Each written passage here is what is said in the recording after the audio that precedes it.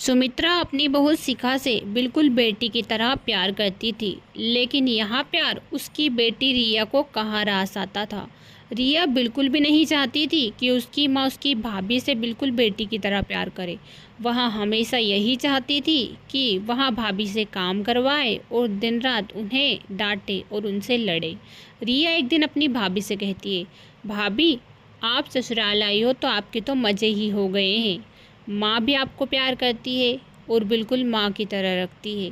यहाँ पर दूसरों की सास देख लो, चौबीसों घंटे काम करवाती रहती है, लेकिन मेरी माँ तो बिल्कुल भी ऐसा नहीं करती।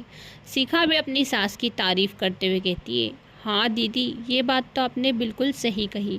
मैंने मेरी दोस्तों की सास को भी देखा है, लेकिन माँ जी जैसी कोई भी नहीं है। माँ जी ने मुझे बिल्कुल बेटी की तरह माना है और बेटी की तरह प्यार किया है। शिखा अपनी सास की तारीफ कर ही रही थी कि इतने में सास आ जाती है। अरे बहू, मैंने तुझे बेटी की तरह रखा है, यह तो मेरा फ़र्ज़ है, तभी तो तू मेरी बेटी बन पाएगी ना। मैं हमेशा तुझे बेटी की तरह ही प्यार करूँगी।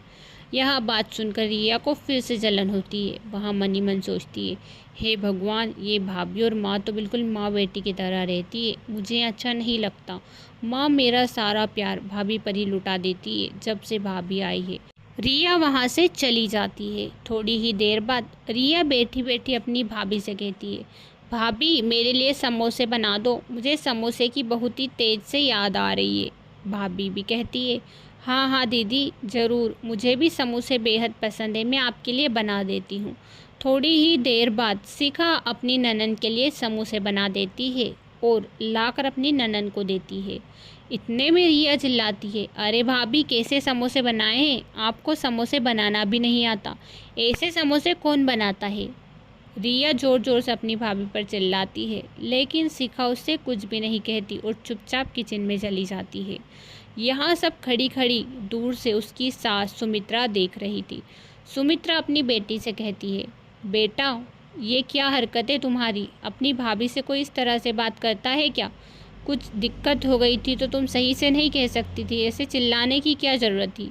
अरे माँ, आप जब देखो भाभी की साइड लेती रहती हो। जब से भाभी आई है ना, आप तो मुझे जैसे प्यार ही नहीं करती हो।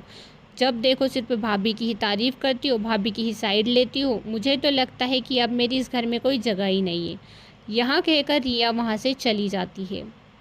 अब सुमित्रा अपनी बहू से कहती है, बेटा रिया की तरफ से मैं माफ़ी मांगती हूँ, मुझे माफ़ कर दे। रिया की ऐसी हरकतें क्योंकि वहाँ नादान है, मैं उसे सिखा दूँगी, तू बुरा मत मानना। शिखा भी समझदारी से अपनी सास से कहती है, माँ जी मुझे उनका कोई बुरा नहीं लगा।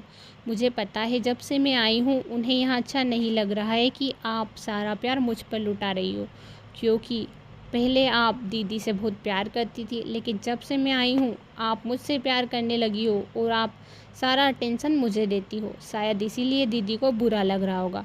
मुझे लगता है कि अब आपको दीदी को ज़्यादा टाइम देना चाहिए। सुमित्रा अपनी बेटी के पास जाती और कहती है, बेटा एक बात कहूँ, अगर तू कल से दूसरे घर जाएगी और दूसरे घर में कोई सास और ननद तुझसे अच्छा बर्ताव नहीं करेगी तो तुझे सबसे पहले किसकी याद आएगी।